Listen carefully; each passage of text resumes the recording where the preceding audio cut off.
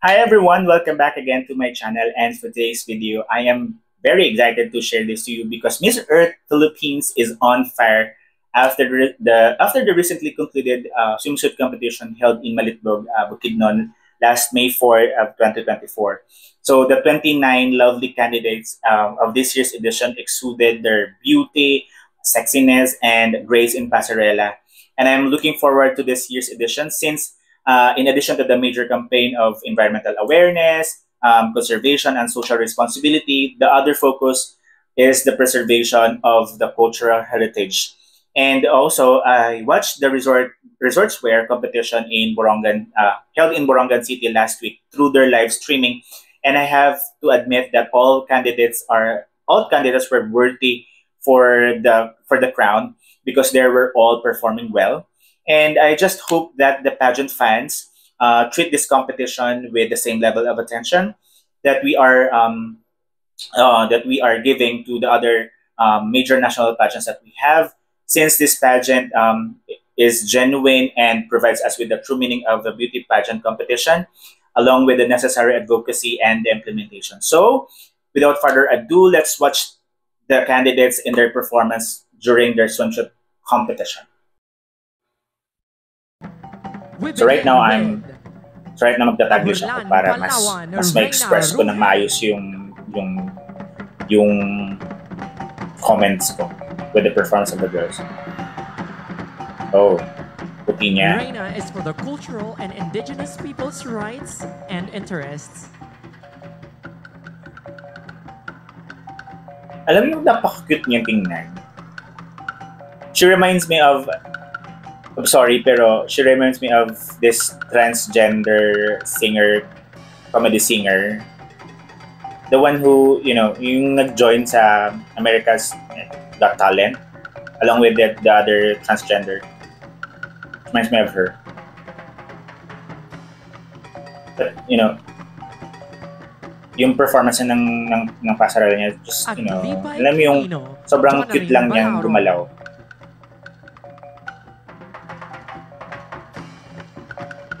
Okay. Bannering her innate heritage, Cagayan's rock formations, caves, landingan, and honoring of ethno-linguistic indigenous people yearly. Parang ang ganda ng, ano ba yan? Robe ba yan? Parang siyang maggawa sa isang raw material.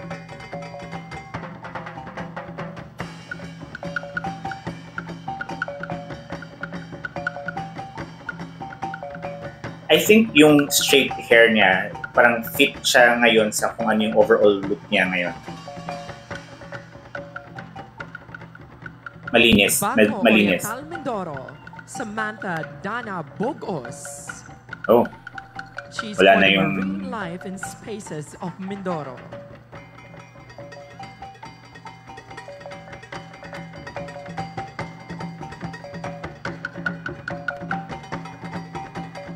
Oh, those hips. May mga buhay yung hips niya. May sariling buhay. Just like Rabia Mateo. Okay? Siguro a little of, projections. When the most important thing in a pageantry, especially in a swimsuit competition, alam mo yung on point yung pagpo-project mo siya. On point yung pag-stop mo, and then you do the projections. You should kill it. You should nail it talaga. Kasi that's the time na nakikita kung gaano ka confident.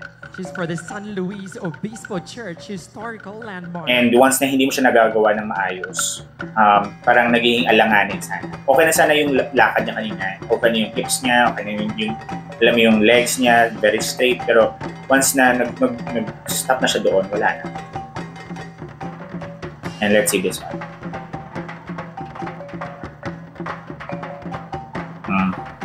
Now, look at those feet. Oh. Hindi siya ganun stable. And one thing I don't like in a position yung alam yung whole body naka-front doon o naka-face doon sa audience. I would prefer na medyo naka-diagonal. Joy Taytay Renido. Oh, Confident. She's proud to banner the Vega Ancestral House.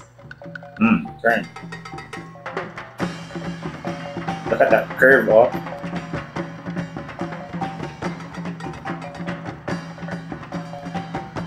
Okay. Let's see. Oh, those projections are good.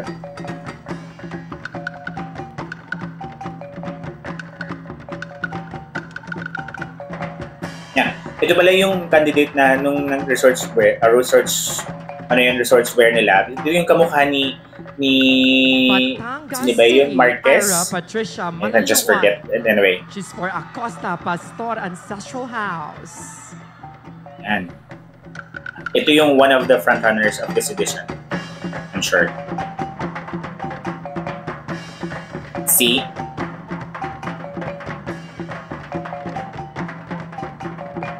Yeah, yes.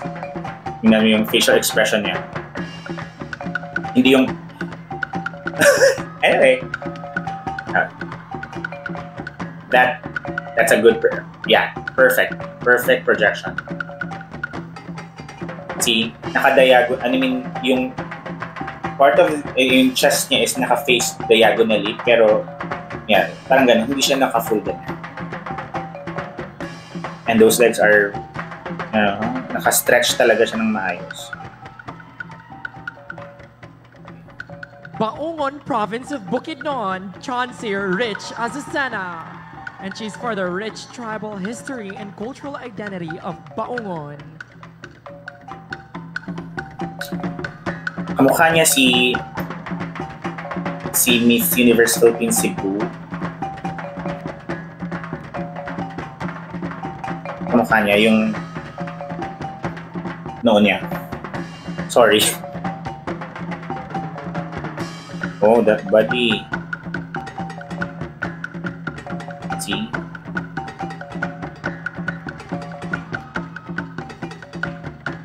Very confident. Filipino community in Brandon, Florida, Victoria Johnson.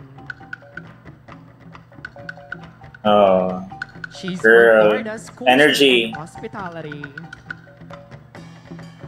Energy girl. You're doing swimsuit. Remove that dress from your arm. Girl, you're doing like this. You're so stiff. Remove that one, please. Oh my god. See, you cannot move, you cannot perform well because of that. What do you call this one? That robe, I think. Tama ba? Robe ba yan? Diba? Pwede nyo tanggalin yun para mas maging mas comfortable siyang gumalaw. Like, just like doing like this. Joy Direct. Okay. She's for the Girl. historical legacy of Minasa Festival and Bustos.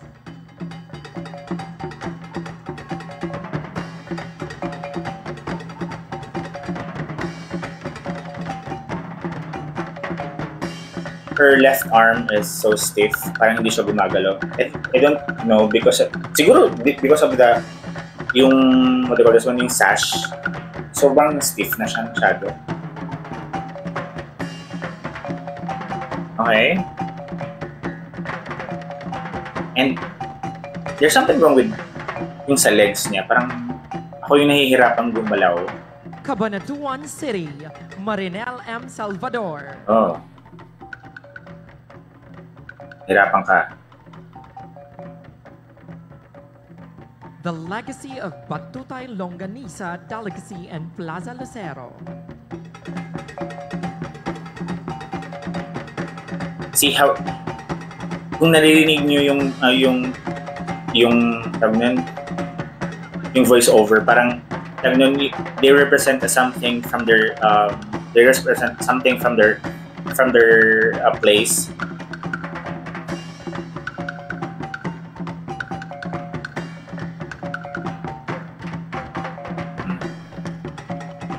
Parang wrong yung placement ng paa doon sa placement kung saan ilalagay yung katawan.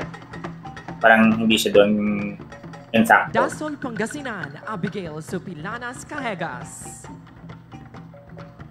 The Asinan.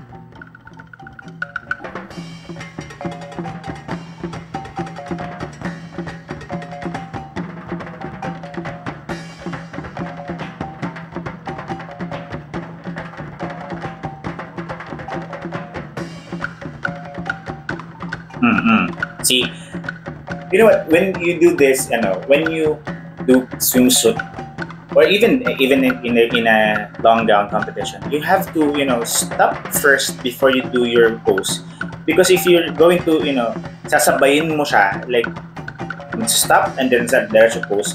Pag sinabay mo yung talagang ma-out of balance ka siya. Davao Out of balance ka City, talaga. Reka May Abueva. So you need to stop She's for the first Lupon and then you do the traditions, pose. Spanish, Para yung Japanese, and placement American mo doon colonization talagang influence. sakto. The San Pedro Cathedral, Museo Dabawenyo, and the Cadayawan Festival. See, they represent something from their place.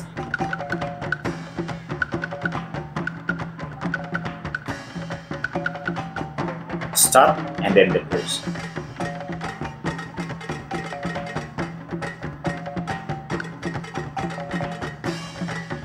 Good girl.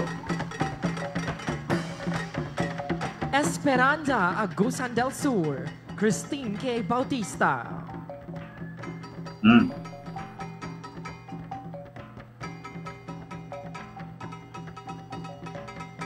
Esperanza's Golden Origin of Golden Tara.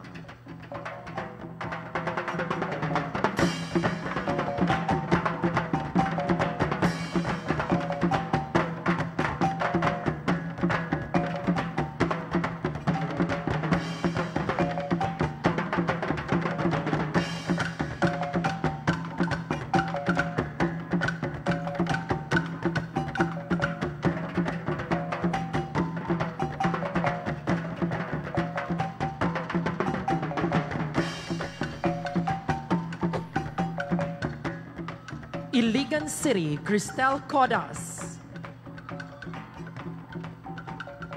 Iligan's majestic Maria Cristina Falls.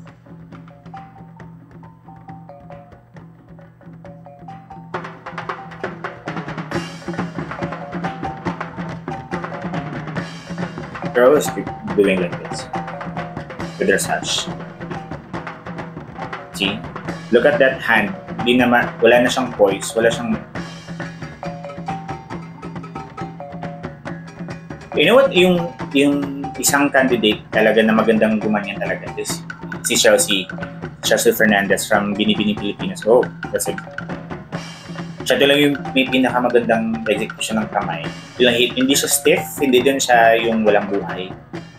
Iloilo City, Shaima Alyansuri. No, this is from Iloilo.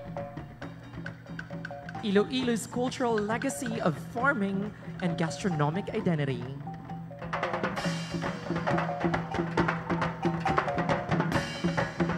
Wow, ang haba ng legs niya. See? That's it. You have to stop muna and then you do the pose para magkaroon ng balance.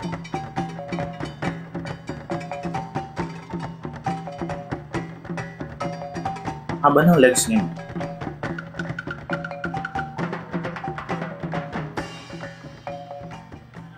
Ipil Zamboanga Sibugay, Kate Camille Ferrer Puquinto.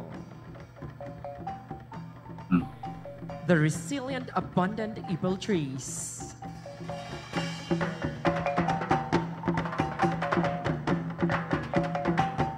See? I like her. Like, hindi siya nakaganyan parati. Para hindi masyadong stiff masyado.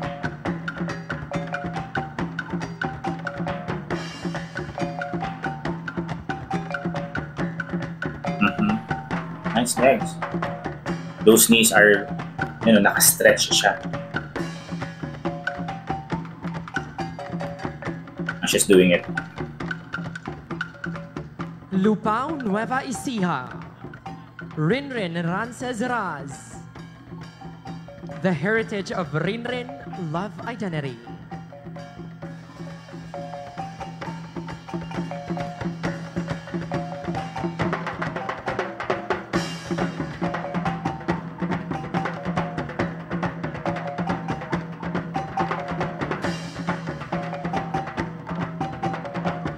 That's too much already.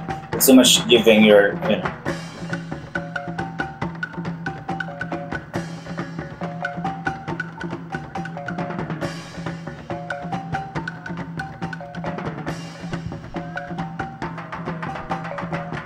that's too much already, girl. Makati City, Sam Samara. She's from the renowned financial center of the country, the blend of traditional culture with modern Take off urban that development. clothes. I mean clothes. Oh, take off.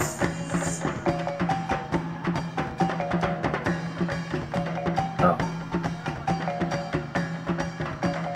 I think she's beautiful. Yeah, she's beautiful. Girl, sana tinanggal mo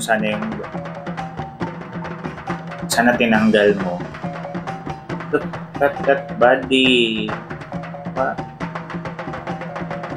Attention tinanggal.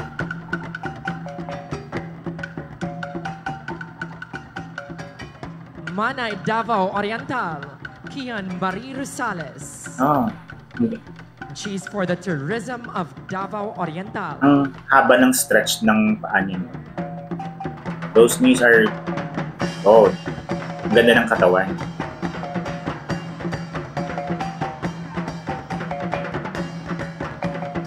Nice tea. Pag ganyan.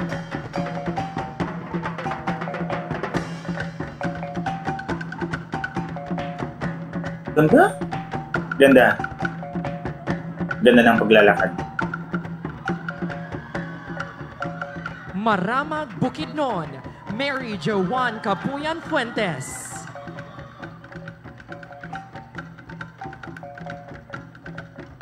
She is for the 7 United Tribes of Bukidnon.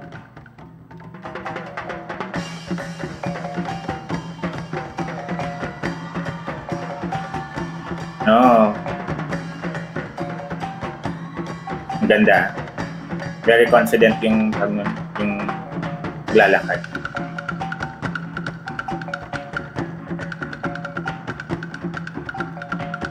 Like a projection.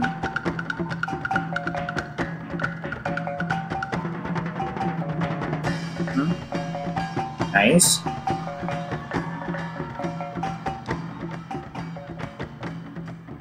Matanao, Davao del Sur, Ira Mel Inutan Alfeche.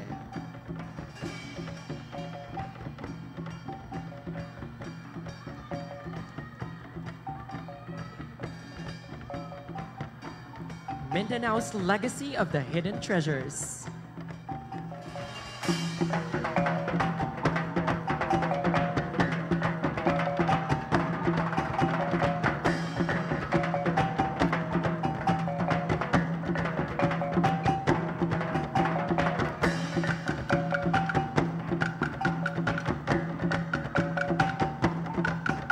Ganda, sexy, ang hot.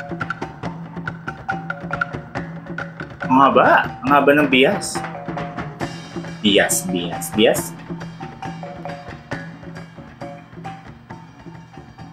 Upol Misamis Oriental, Gwen Marie Perion. She's for the values and principles of the Higaunon people.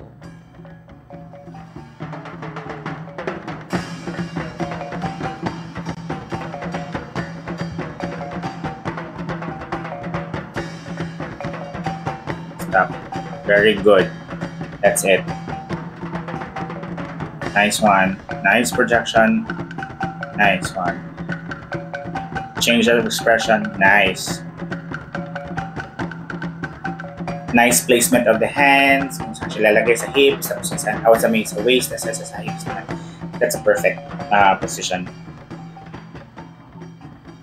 Pasig City, Kathleen Santiago. She's for the eco initiatives, sustainable livelihood projects, and cultural celebrations of the people of Pasig.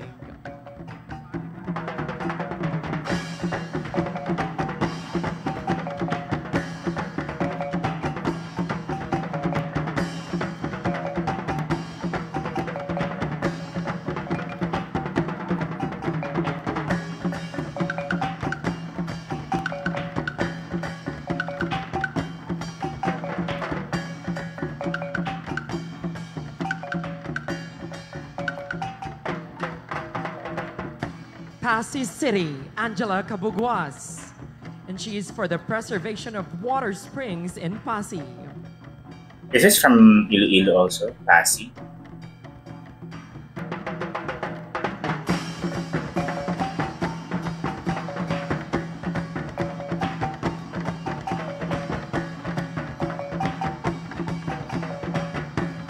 Okay.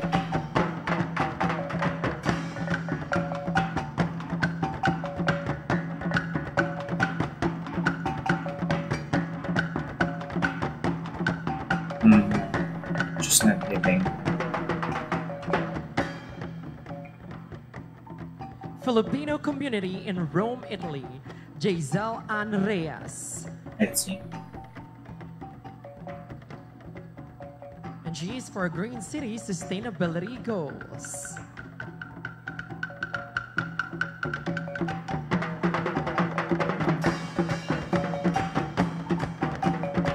Haba ng legs niya.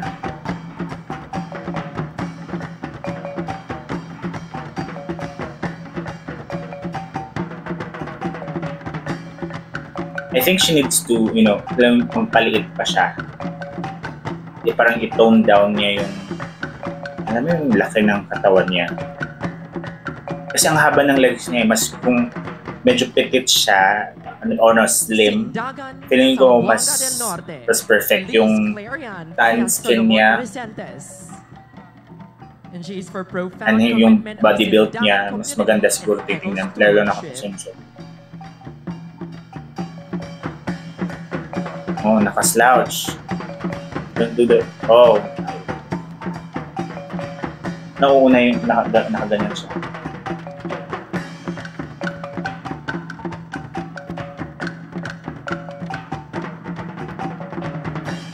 See, hindi niya alam kung saan niya ilalagay yung kamay niya, kung sa hips ba, or dun sa waist ba, or sa hips ba. So, one thing na kailangan mo talaga, if you're doing swimsuit sa isang beauty pageant, alam niyo din kung saan ilalagay yung mga kamay niyo.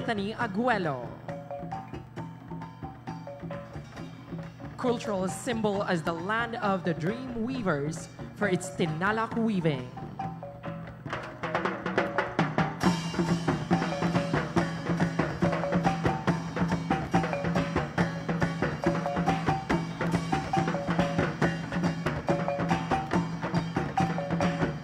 No.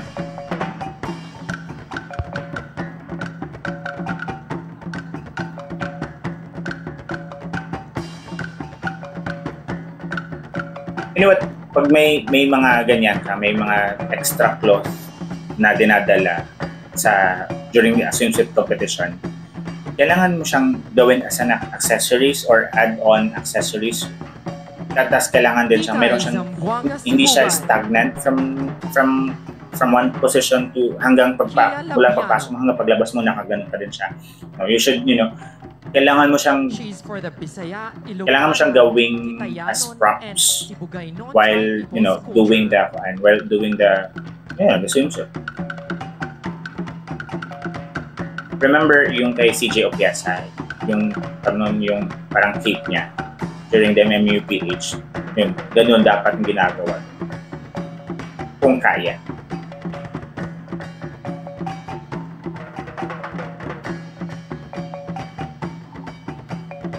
No? And Zamboanga City, Ansha Lichelle Jones. She is for the diversity and inclusivity of Zamboanga City.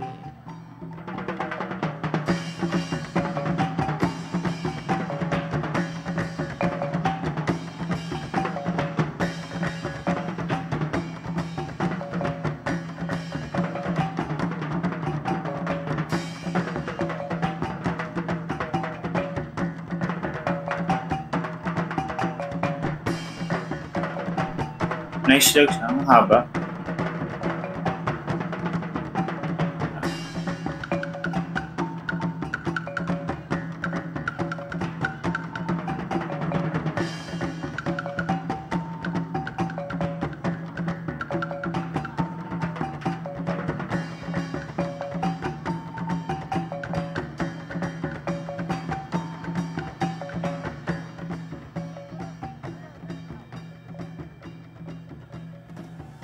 So if you like this kind of content, please share us your thoughts, opinions, and comments, and write it down in a comment section. And also don't forget to like and subscribe to YouTube channel, and also don't forget to click the notification bell button for you to be notified with my next video.